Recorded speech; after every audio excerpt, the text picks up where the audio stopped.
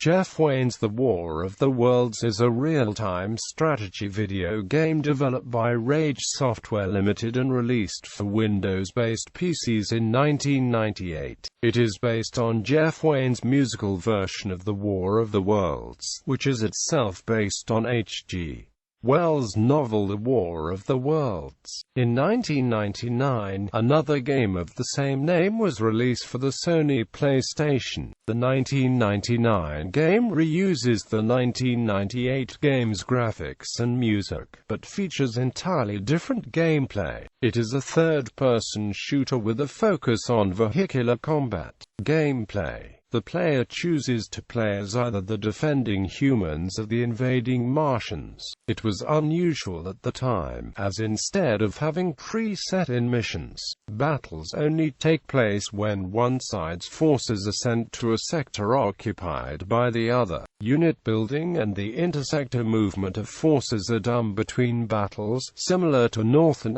South of the later Total War franchise. The game is set in Great Britain and starts in the late 19th century.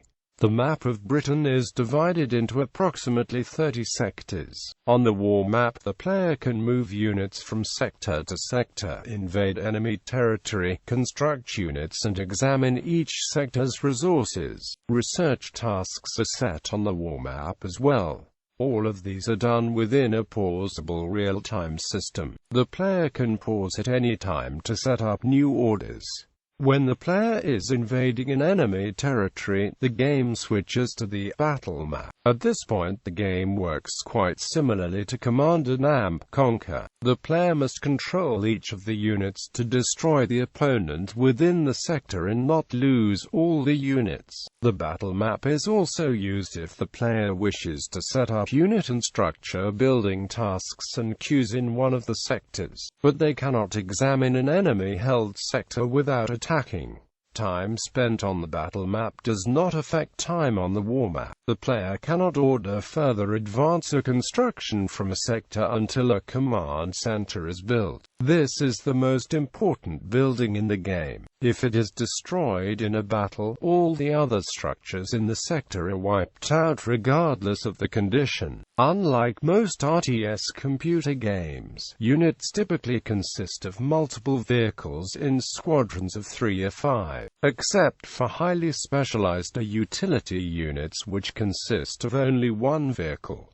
Neither side uses infantry units. The Martians use large vehicles with powerful weapons, which can take a lot of damage. The humans have smaller, weaker vehicles but are capable of larger groups of units, quicker build times and also possess more territory at the beginning of the game. The humans rely mostly on mobile artillery, WWI-style tanks and ironclad warships. Some of the human vehicles seem advanced for their age, such as submarines, blimps, and tank drills. When playing on the Martian side, the player should expect to be attacked by more than 100 human vehicles in a single battle. On some occasions, the humans can build water units, such as ironclads, which can greatly damage Martian defenses, while requiring the Martian ground forces to wade out into the ocean to retaliate. The Martians can build a number of extremely specialized vehicles, varying from the mind-reading and manipulating Xenotelepath to the Tempest, an extremely powerful machine that carries 2 heavy heat rays and black smoke canister launcher. Resource usage is different from the trend of the time. There are no gathering units that manually gather resources, and the resources are not used to build or purchase units. Instead, each sector has 3 resources in certain levels of abundance. Players can build facilities that will extract these resources at a certain rate. Each unit and manufacturing or repair facility in the game uses certain amounts of the resources depending on the resource type. and the action currently being performed. These resources are drawn from the sector the building a unit is in, and the sectors directly surrounding it. Deficiencies in resources will result in decreased efficiency, and increased time for unit structure building and repairs. The more tasks assigned, the higher amount of resources required. Although it is single-player only, a semi-functional form of multiplayer appears to be accessible, with some registry modification. Music. The game features an instrumental techno-electronica soundtrack, consisting of 8 remixed tracks from Jeff Wayne's musical version of The War of the Worlds. These remixes were arranged, engineered, programmed and mixed by the musical group Max Mondo, along with Stephen Murphy. Jeff Wayne himself oversaw the remixing process.